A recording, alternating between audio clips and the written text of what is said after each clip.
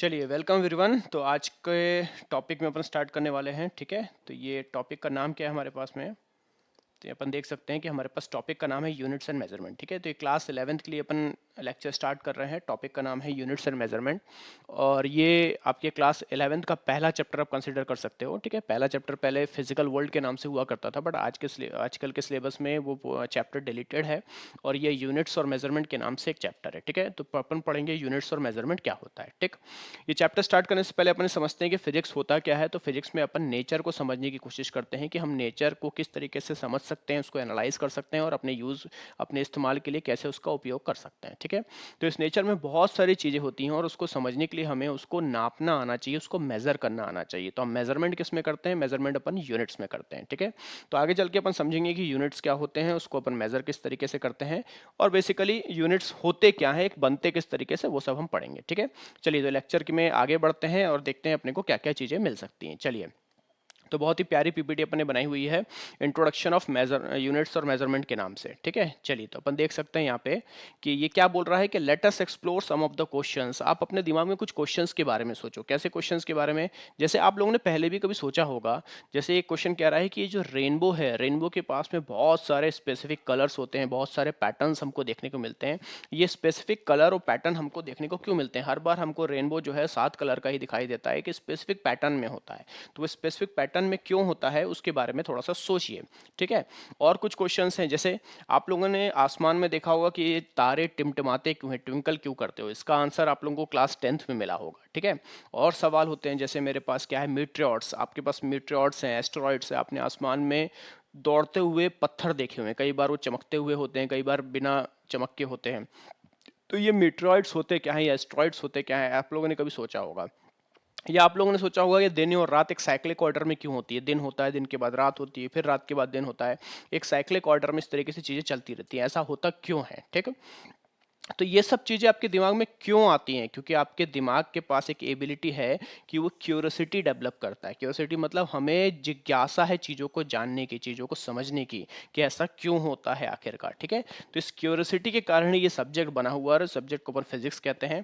Basically इस subject को अपन science कहते हैं और साइंस का एक पार्ट है जिसको अपन क्या कहते हैं, इसको अपन फिजिक्स कहते हैं। ठीक है, तो इसी क्यूरियोसिटी से जन्म लेता है हमारा साइंस। ठीक है, अब जैसे फॉर एग्जाम्पल इस स्क्रीन पे आप लोगों को कुछ चीजें हिलती हुई दिखाई दे रही है।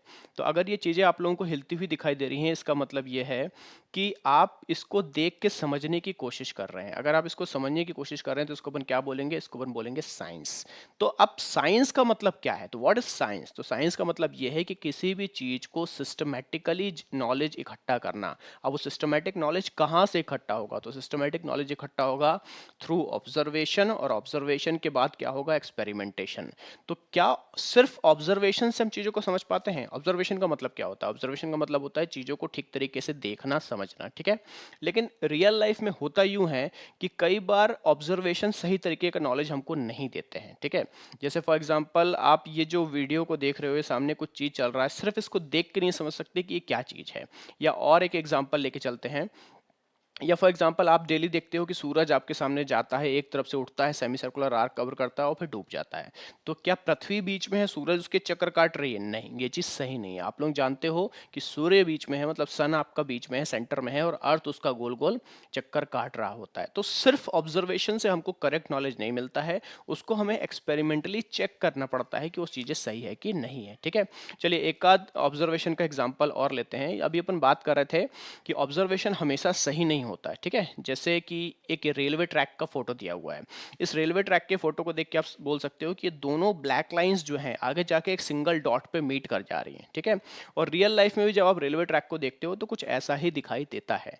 तो हमको चीजें दिख रही हैं कि रेलवे ट्रैक जाके किसी सिंगल पॉइंट पे मीट कर जाएगी, बट रियलिटी में ऐसा नहीं होता है। आप देखते हो कि रेलवे ट्रैक्स कभी भी मीट नहीं करते। इसी फोटो में अगर मैं थोड़ा सा चेंजेस करता हूं तो मैं देखूंगा कि अगर दोनों ट्रैक पैरेलल होने थे तो डायग्राम कैसा बनता है। यहाँ पे ये दोनों रेड लाइन आप देख सकते हो, दोनों ही रेड लाइन कैसी है? दोनों ही रेड लाइन एक दूसरे के पैरेलल दिखाई दे रही है। ठीक है, चलो, तो हम देख सकते हैं कि ऑब्जर्वेशन हमेशा सही नहीं होता है, उसको मुझे एक्सपेरिमेंटली चेक करना पड़ता है। ठीक है, तो वही कह रहे हैं कि हम ऑब्जर्वेशन पे पूरा पूरा भरोसा नहीं कर सकते, हमें क्या करना पड़ता है? इसके लिए प्रिसाइज कैलकुलेशन करना पड़ता है। यहाँ पे एग्जांपल भी दे रहा है कि जैसे हमने क्लास 10th में ओम्स लॉ पढ़ा हुआ था। तो ओम्स लॉ क्या होता है? चलिए, हमने ओम्स लॉ पढ़ा हुआ है। तो ओम्स लॉ क्या बोलता है? ओम्स लॉ बोलता है कि ओम्स लॉ बोलता है कि V is directly proportional to I होता है, या फिर बोलें कि V और I का रेशियो हमेशा एक कांस्टेंट होता है जिसको अपन रेजिस्टेंस के नाम से जानते हैं। ठीक है, मैं पेन लेने की कोशिश कर रहा हूँ तो आपको बेटर समझा पाऊंगा। चलिए, पेन वगैरह अभी से ऑफ दिखा रहा है, चलिए देखते हैं फिर अपन। तो वही हम कह रहे हैं कि फिर उसको हमको क्या करना पड़ता है, लैब में जाके एक्सपेरिमेंटली चेक करना पड़ता है कि हमारा ओम्स लॉ ठीक से काम कर रहा है कि नहीं कर रहा है। ठीक है, चलिए आगे बढ़ते हैं अपन। तो फिर अपन देख सकते हैं,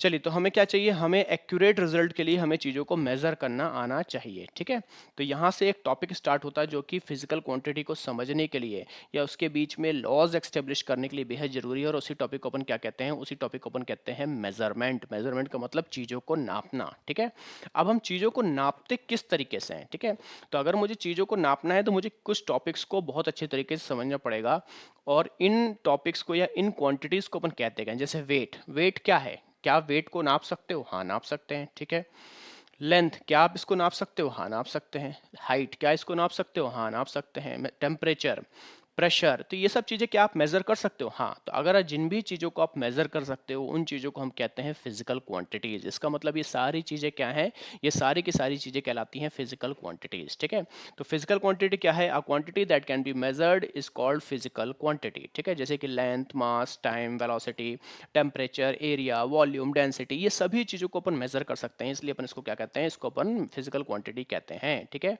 फिर नॉन फिजिकल क्वांटिटी क्या होती है? नॉन फिजिकल क्वांटिटी वो क्वांटिटी होती है जिसको अपन डायरेक्टली मेजर नहीं कर सकते, या मेरे पास कोई ऐसे साइंटिफिक मेथड नहीं है उनको मेजर करने के लिए अभी तक। ठीक है, जैसे कि लव, हेट्रेड, एंगर, सैडनेस, ये सब चीज़ें क्या कहलाते हैं? ये सब चीज़ें नॉन फिजिकल क्वांटिटी कहलाती है। ठीक है, चलिए कुछ क्वेश्चंस के साथ में है, आंसर आप लोगों को करना है।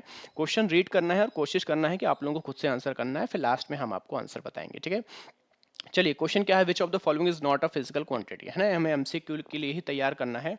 जैसे क्या है मेरे पास, लेंथ, मास, टाइम, एयर, ये सब क्या है? तो ये सब मेरी फिजिकल क्वांटिटी है, लेकिन सिर्फ एयर क्या है, एयर मेरे पास फिजिकल क्वांटिटी नहीं है। ठीक है, तो इसका करेक्ट आंसर हो जाएगा एयर। चलिए, ये बहुत ही इजी क्वेश्चन था, अगले क्वेश्चन की तरफ चलते हैं। अगला क्वेश्चन कह रहा है कि which of these is a physical quantity, इनमें से कौन सी चीज फिजिकल क्वांटिटी है? ठीक है, acceleration, like, dislike, hate rate. तो ये लाइक, डिसलाइक, हेट रेट, ये तीनों इमोशंस हैं, इसको मैं डायरेक्टली मेजर नहीं कर सकता, लेकिन एक्सेलरेशन को मैं मेजर कर सकता हूँ, इसलिए एक्सेलरेशन मेरी क्या है, एक्सेलरेशन मेरी फिजिकल क्वांटिटी है। ठीक है, चलिए आगे बढ़ते हैं। उसके बाद मेरे पास एक तीसरा क्वेश्चन है। चलिए, इसका आप लोगों को आंसर करना है, अपन ने पढ़ा हुआ उसी में से, curiosity leads us to, curiosity से हमको आगे क्या मिलता है, क्यूरोसिटी हमको कहाँ की तरफ लेके जाती है, तो आप लोगों को इसका आंसर करना है। ठीक है, तो कुछ सेकंड के लिए हमने ब्रेक लिया है, आप लोग आंसर दीजिए, आंसर देके बताइए क्या होता है। ठीक, चलिए तो करेक्ट आंसर क्या है, करेक्ट आंसर है आपका साइंस। ठीक, उसके बाद हम आगे पढ़ते हैं फिजिकल क्वांटिटीज पे। ठीक है, तो फिजिकल क्वांटिटी क्या होती है, any quantity which can be measured directly और इनडायरेक्टली और in terms of which any laws of physics can be express is called physical quantity. Physical quantity क्या होती है, ऐसी क्वांटिटी जिसको अपन डायरेक्टली या इनडायरेक्टली मेजर कर सकते हैं और इससे अपन कोई ना कोई फिजिक्स के लॉज बना सकते हैं, इसको अपन क्या कहते हैं, फिजिकल क्वांटिटीज कहते हैं। ठीक है, एसआई सिस्टम में, एसआई सिस्टम मतलब एक सिस्टम बनाया गया है जिसको सिस्टम इंटरनेशनल बोला जाता है, फ्रांस में एक डिपार्टमेंट उसने एक सिस्टम बनाया हुआ है। ये सिस्टम क्या कहता है कि फिजिकल क्वांटिटी को दो भागों में बांटा गया है, एक हम कहते हैं फंडामेंटल क्वांटिटी और दूसरे को हम कहते हैं डेराइव्ड क्वांटिटी। ठीक है, तो फंडामेंटल क्वांटिटी क्या होती है, फंडामेंटल क्वांटिटी ऐसी क्वांटिटी होती है जो किसी दूसरी क्वांटिटी पे डिपेंडेंट नहीं होती, वो अपने आप में ही कंप्लीट होती हैं, ऐसी क्वांटिटी क्या कहलाती है, फंडामेंटल क्वांटिटी कहलाती है। ठीक है, तो एसआई के हिसाब से हमारे पास में 7 फंडामेंटल क्वांटिटीज हैं जो कि अपन डिस्कस कर रहे हैं। पहली है लेंथ, जिसको अपन मेजर करते हैं मीटर में, उसको सिंबॉलिक फॉर्म में सिंपली एम लिखते हैं। ठीक है, मास को मेजर करते हैं किलोग्राम में, केजी लिखते हैं। टाइम को मेजर करते हैं सेकंड में, अपन एस लिखते हैं। टेम्परेचर को मेजर करते हैं अपन केल्विन में, जिसको के लिखते हैं। अमाउंट ऑफ सब्सटेंस को मेजर करते हैं मोल में, जिसको सिंपली मोल MOL लिखते हैं। इलेक्ट्रिक करंट को अपन नापते हैं एम्पियर में, जिसको ए लिखते हैं। और ल्यूमिनस इंटेंसिटी समझते होंगे आप, अगर नहीं समझते तो किसी भी लाइट की ब्राइटनेस को मेजर करने के लिए एक फिजिकल क्वांटिटी है जिसको अपन ल्यूमिनस इंटेंसिटी कहते हैं, और उसको अपन कैंडेला में मेजर करते हैं। ये तो देख सकते हो, it is a measure of a intensity और ब्राइटनेस ऑफ लाइट। ठीक है, इसको अपन कैंडेला में मेजर करते हैं। अब हमारे पास आती है सप्लीमेंट्री क्वांटिटीज। तो सप्लीमेंट्री क्वांटिटीज हमारे पास में दो होती हैं, एक होती है प्लेन एंगल और एक होती है सॉलिड एंगल। ठीक है, प्लेन एंगल क्या होता है, प्लेन एंगल का मतलब होता है कि 2D दुनिया का एंगल, दो लाइन है मेरे पास में, उनके बीच में बनने वाला एंगल क्या कहलाता है? आपका प्लेन एंगल, जिसको रेडियन भी बोल सकते हो आप। और सॉलिड एंगल क्या होता है? सॉलिड एंगल आपका स्टेरेडियन में नापते हैं। सॉलिड एंगल का मतलब 3D दुनिया का एंगल। जैसे फॉर एग्जांपल आपके पास में एक कोन है या एक बर्थडे कैप है, ठीक है, तो बर्थडे कैप का अंदर का जो एंगल होगा वो कहलाएगा सॉलिड एंगल। तो बर्थडे कैप का एंगल पतला सा भी हो सकता है और चौड़ा भी हो सकता है, तो अंदर का जो एंगल कहलाएगा वो कहलाएगा सॉलिड एंगल, ठीक है। तो angle inscribed by surface at a point is called solid angle, है ना, मतलब उसके सामने मुझे एक सरफेस मिलता है और एक सिंगल पॉइंट पे जो एंगल बनाएगा वो सॉलिड एंगल कहलाएगा। चलिए, तो ये सातों हमारे पास क्या थी? ये सातों हमारे पास फंडामेंटल क्वांटिटीज थी। अब हम चलते हैं डिराइव्ड क्वांटिटीज पे। तो डिराइव्ड क्वांटिटीज क्या होती हैं? तो ऐसी क्वांटिटी जो कि दूसरी फिजिकल क्वांटिटी पे डिपेंडेंट होती हैं या बेसिकली फंडामेंटल क्वांटिटी पे डिपेंडेंट होती हैं, ऐसी क्वांटिटी डिराइव्ड क्वांटिटीज कहलाती हैं। जैसे कि area, density, force, acceleration, work, ये सब क्या है? ये सब डिराइव्ड क्वांटिटीज कहलाती हैं, ठीक है। जैसे अपन देख सकते हैं वेलोसिटी। अगर मुझे वेलोसिटी चाहिए तो वेलोसिटी का फॉर्मूला क्या होता है? डिस्प्लेसमेंट अपॉन टाइम, ठीक है। वेलोसिटी बराबर डिस्प्लेसमेंट अपॉन टाइम। तो वेलोसिटी बनाने के लिए मुझे डिस्प्लेसमेंट और टाइम पे जाना पड़ेगा। तो डिस्प्लेसमेंट कैसी क्वांटिटी है? लेंथ वाइज क्वांटिटी है। टाइम कैसा है? टाइम। तो डिस्प्लेसमेंट और टाइम ने मिलकर वेलोसिटी को बनाया, इसलिए वेलोसिटी को अपन कहेंगे डिराइव्ड क्वांटिटीज। लेकिन डिस्प्लेसमेंट और टाइम, डिस्प्लेसमेंट को मैं सिंपली लेंथ बोल सकता हूँ, ये किसी और पर डिपेंडेंट नहीं है, इसलिए ये फंडामेंटल क्वांटिटीज है, ठीक है। चलिए, एक्सेलरेशन। एक्सेलरेशन किससे बनेगा? Change in velocity upon time से। तो वेलोसिटी और टाइम से मिलकर बनेगा एक्सेलरेशन, इसलिए एक्सेलरेशन कैसी क्वांटिटी है? डिराइव्ड क्वांटिटी है। फिर ऐसे ही वर्क। वर्क क्या है? फोर्स इनटू डिस्प्लेसमेंट, है ना, तो ये क्या कहलाएगा? सब डिराइव्ड क्वांटिटीज कहलाएगा। चलिए, एक क्वेश्चन है मेरे पास में, इसका आंसर आप लोगों को देना है। A quantity that can be measured is called. किसी भी क्वांटिटी को आप मेजर करते हो उसे क्या कहते हो? अभी अपन ने पढ़ा है फिजिकल क्वांटिटी कहते हैं, ठीक है। चलिए, इसके बाद क्या है मेरे पास? इसके पास है the physical quantities which are express in the terms of more than one fundamental quantity are called. चलिए, एक या एक से अधिक फंडामेंटल क्वांटिटी से बनने वाली चीजें या बनने वाली फिजिकल क्वांटिटी क्या कहलाती हैं? डिराइव्ड फिजिकल क्वांटिटी कहलाती हैं, जो कि अभी अपन ने पढ़ा हुआ है। चलिए, तो अभी हम देख सकते हैं कि अपन ने पढ़ा हुआ है, ठीक है। क्या देखा अपन ने? कि the physical quantities which express in the terms of more than one fundamental quantities are called derived physical quantities. Example, area, density, force, acceleration, etc. ठीक है, तो ये मेरे पास क्या आ गया? ये मेरे पास आ गया derived quantity। चलिए, इसके बाद अपन आगे बढ़ते हैं। हाँ, there are blanks fundamental quantities. तो फंडामेंटल क्वांटिटीज कितनी होती हैं? तो अभी अपन ने पढ़ा हुआ है 7 होती हैं। तो हमारे पास में ऑब्जेक्टिव्स हैं जो इसके आंसर है मेरे पास 7, ठीक है। तो 7 फंडामेंटल क्वांटिटीज मेरे पास है। उसके बाद है acceleration is a direct physical quantity which depends on blanks fundamental quantity. Acceleration किस पे डिपेंडेंट होता है? कितनी क्वांटिटीज पे डिपेंड हो रहा है? 2, 3, 5 या 0? तो अपन जानते हैं change in velocity upon time. Velocity और टाइम दो पे डिपेंडेंट है, तो आंसर क्या होगा? आंसर होगा 2। तो इस तरीके से अपने को एमसीक्यू की प्रैक्टिस करनी है। तो अभी ये बेसिक लेवल पे एमसीक्यू चल रहे हैं, धीरे धीरे करके अपने लेवल बढ़ाते जाएंगे और अपने क्वेश्चंस का लेवल टफ करते जाएंगे और प्रैक्टिस बढ़ाते जाएंगे, ठीक है। तो वेलोसिटी बराबर डिस्प्लेसमेंट अपॉन टाइम। उसके बाद अपन आगे बढ़ते हैं। तो एक्सेलरेशन क्या है? Velocity upon time. और अगर इसको डिस्प्लेसमेंट अपॉन टाइम स्क्वायर में भी देखेंगे तो भी दो ही फिजिकल फंडामेंटल क्वांटिटीज हमारे पास है। चलिए, इसके बाद अपन क्या करते हैं? Charge. Charge is a blanks quantity. Charge कैसी क्वांटिटी है? फंडामेंटल है या फिर डिराइव्ड है? तो ज़्यादातर बच्चे इसमें आंसर करते हैं कि चार्ज एक फंडामेंटल क्वांटिटी होगा। क्यों ऐसा? क्योंकि वो सोचते हैं कि हमने इलेक्ट्रिसिटी का जब चैप्टर पढ़ा था तो पहली क्वांटिटी हमको क्या मिलती है? पहली क्वांटिटी हमको चार्ज मिलती है, जबकि ऐसा नहीं है। जैसे ही अपन एसआई बेस्ड क्वांटिटीज पे जाते हैं तो करंट, मतलब इलेक्ट्रिसिटी वाले चैप्टर में, इलेक्ट्रिसिटी वाले टॉपिक में अपन ने करंट को फंडामेंटल क्वांटिटी माना है। चार्ज हमारा फंडामेंटल क्वांटिटी नहीं है, बल्कि कैसी क्वांटिटी है? डिराइव्ड क्वांटिटी है। तो यहाँ पे हमारे पास में 4 ऑप्शन है। आंसर क्या होगा? आंसर होगा डिराइव्ड क्वांटिटी, ठीक है। चलिए, तो current is equal to charge upon time. तो charge is equal to current into time, है ना। करंट के लिए अपन ए लिखते हैं, टाइम के लिए टी लिखते हैं। तो ये हमारे पास करंट जो है वो हमारा फंडामेंटल क्वांटिटी है, ठीक है। तो इस तरीके से समझ समझ के चीज़ों को करना है, तो आपका कंसेप्ट बिल्ड होता जाएगा। और फिजिक्स में एक बार कंसेप्ट बिल्ड हो गया तो आप आगे चल के कोई भी क्वेश्चन या कोई भी कॉम्पिटिशन को फाइट कर सकते हैं। बिना समझे आप नहीं कर सकते, इसलिए समझ समझ के चलते जाना है। चलिए, तो हमारे पास में आगे चलते हैं। अब आता है यूनिट्स। यूनिट्स क्या होती है? यूनिट्स मतलब जिन क्वांटिटी को अपन मेजर करते हैं उसे हमने कहा फिजिकल क्वांटिटी। लेकिन फिजिकल क्वांटिटी को हम नापेंगे किस में? हमें कुछ ना कुछ यूनिट चाहिए। जैसे मास के लिए हम केजी यूज़ करते हैं, लेंथ के लिए मीटर यूज़ करते हैं, टाइम के लिए सेकंड यूज़ करते हैं, एरिया के लिए मीटर स्क्वायर यूज़ करते हैं, फोर्स के लिए न्यूटन यूज़ करते हैं, प्रेशर के लिए पास्कल यूज़ करते हैं। ये सब क्या है? ये सब यूनिट्स हैं। तो अब अपन यूनिट्स को समझेंगे। तो फिजिकल क्वांटिटी की यूनिट्स होती है ना। तो फिजिकल क्वांटिटी को अपन दो फॉर्म में लिखते हैं, एक आपका मैग्नीट्यूड और एक आपका यूनिट। ठीक है, चलिए मैग्नीट्यूड क्या होता है और यूनिट क्या होता है उस पर बात करते हैं। जैसे यहाँ पे देख सकते हैं कि डिस्टेंस है, तो डिस्टेंस क्या दिया हुआ है, डिस्टेंस दिया 25 किलोमीटर। तो 25 क्या है, 25 उसका मैग्नीट्यूड है, और किलोमीटर क्या है, किलोमीटर उसका यूनिट है। ठीक, तो distance is equals to 25 times magnification of 1 kilometre. मतलब ये 25 किलोमीटर शब्द अपने आप में ये समझा रहा है कि अगर आप 1 किलोमीटर को 25 गुना कर दो, 25 बार कर दोगे, जोड़ दोगे, तो क्या बन जाएगा, 25 किलोमीटर बन जाएगा। तो मैंने अपने माइंड में एक स्टैंडर्ड बनाया, एक स्टैंडर्ड लेंथ है, उसको मैंने बोला 1 किलोमीटर। तो 1 किलोमीटर को जब मैं 25 बार रखूंगा तो मेरे को क्या मिल जाएगा, 25 किलोमीटर बन जाएगा। तो ये जो 1 किलोमीटर बनता है यहाँ पे, ये मेरी यूनिट बनती है। ठीक है, जिसको अपन क्या कहते हैं, यूनिट्स बोलते हैं। ठीक, चलिए अब ये जो न्यूमरिक वैल्यू है इसको अपन नाम देते हैं मैग्नीट्यूड, और ये जो यूनिट है, किलोमीटर जो है, ये क्या है मेरे पास, ये यूनिट है। तो मैग्नीट्यूड और यूनिट से ही मैं किसी फिजिकल क्वांटिटी को एक्सप्रेस कर सकता हूँ, समझा सकता हूँ। चलिए, तो unit is a standard reference which is used for the measurement of a physical quantity. उसके बाद अपन आगे बढ़ते हैं। तो यूनिट्स क्या होता है, यूनिट्स एक ऐसी चीजें होती है जिससे अपन चीजों को कंपेयर करते हैं with a certain basic arbitrarily chosen. मतलब एक स्टैंडर्ड चीज हम रखते हैं, एक बेसिक आर्बिट्रली चूज करते हैं क्वांटिटी को, और उससे हम कंपेयर करते हैं अपने जिस क्वांटिटी को मुझे मेजर करना है। और ये क्वांटिटी कैसी होनी चाहिए, इंटरनेशनली एक्सेप्ट होनी चाहिए, एक बेसिक रेफरेंस का ये काम करती है। The unit for the fundamental quantities are called fundamental units. जो फंडामेंटल क्वांटिटी होती है उसकी जो यूनिट कहलाती है वो फंडामेंटल यूनिट कहलाती है।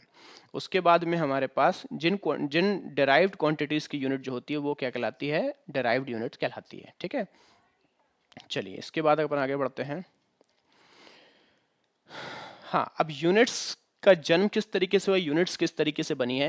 जैसे मान लीजिए आपको किसी लेंथ को नापना है, तो आपको लेंथ को नापना है तो अपने हाथ से नाप सकते हो, इसको अपन बीता बोलते हैं, एक बीता जिसको बोल सकते हैं। ठीक है, तो पहले पुराने जमाने में ऐसे ही होता था, डिस्टेंस को अगर मुझे मेजर करना है तो मैं क्या करता था, मैं सिंपल हाथ से नापने की कोशिश करता था। लेकिन इसके साथ में प्रॉब्लम क्या है, इसके साथ में प्रॉब्लम यह है कि हमको अलग अलग साइज के हाथ होते हैं। मतलब ये जो मैंने एक नापने के लिए सिस्टम बनाया है वो सही नहीं है, एक्यूरेट नहीं है, क्योंकि बार बार अलग अलग हाथ मेरे को मिलते हैं, तो एरर होने के चांसेस बहुत ज़्यादा हैं इसमें। ठीक है, तो अब दिक्कत ये आती है, किसी का छोटा हाथ है और किसी का बड़ा हाथ है, तो अलग अलग हाथ के साइज की वजह से इस तरीके की यूनिट्स को सही नहीं मानते अपन। ठीक, जैसे और ये बोल सकते हैं कि ब्रिटिश लोग एक वर्ड यूज करते थे, 1 लीग। तो 1 लीग क्या होता है, distance covered in 1 hour by walking. 1 घंटा चलने पर आपने कितना डिस्टेंस कवर किया, उसको 1 लीग कहते हैं।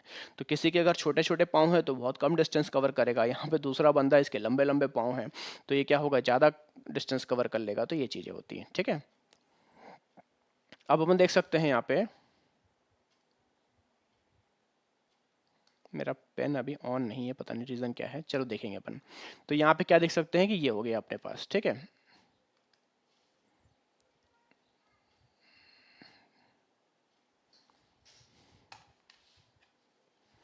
चलिए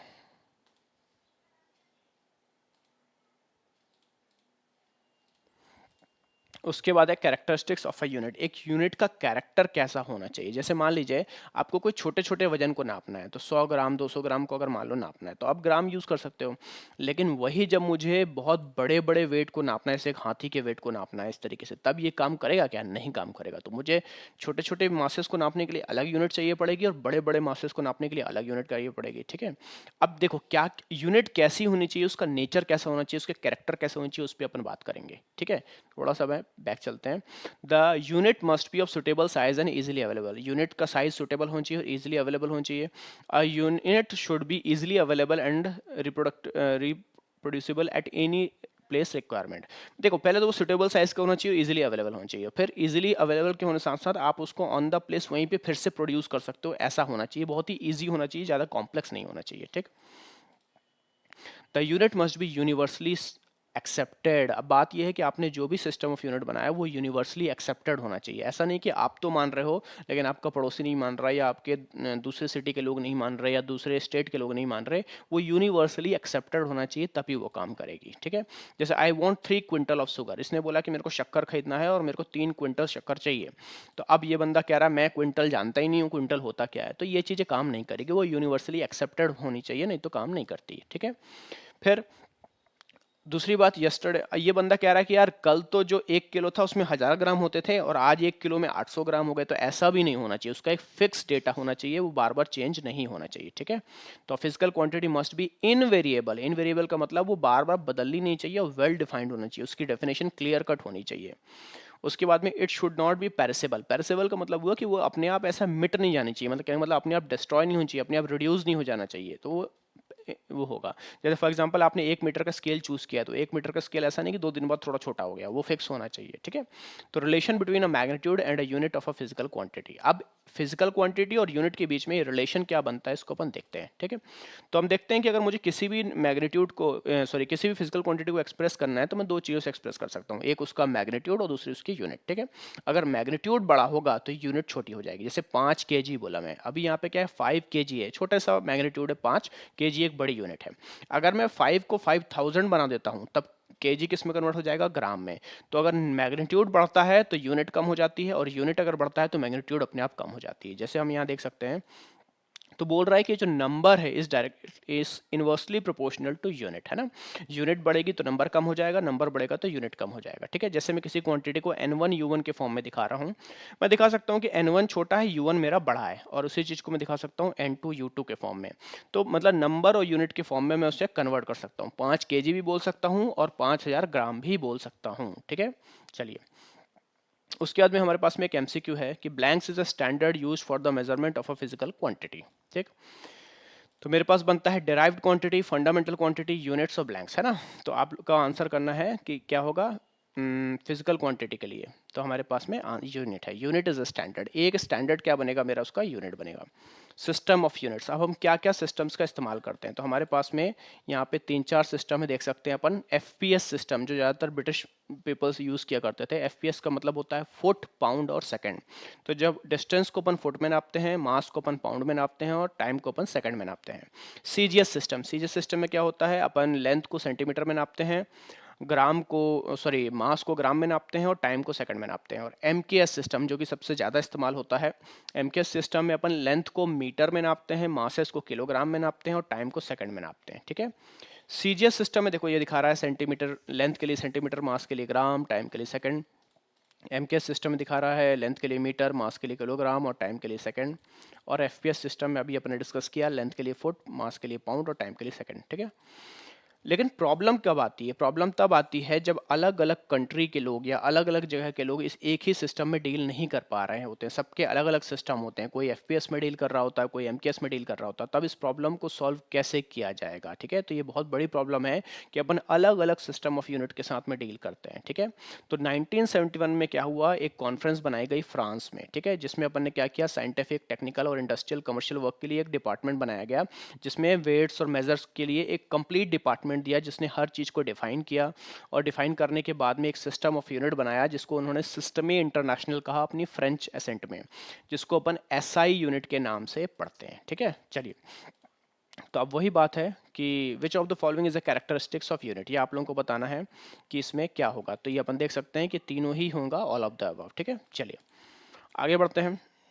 A standard unit is necessary for the sake of accuracy, convenience, uniformity और of the above। सीधी सी बात है, सभी चीज़ें चाहिए हमें, एक्यूरेसी भी चाहिए, कन्वीनियंस भी चाहिए, यूनिफॉर्मिटी भी चाहिए, तो ऑल ऑफ द अबव, है ना।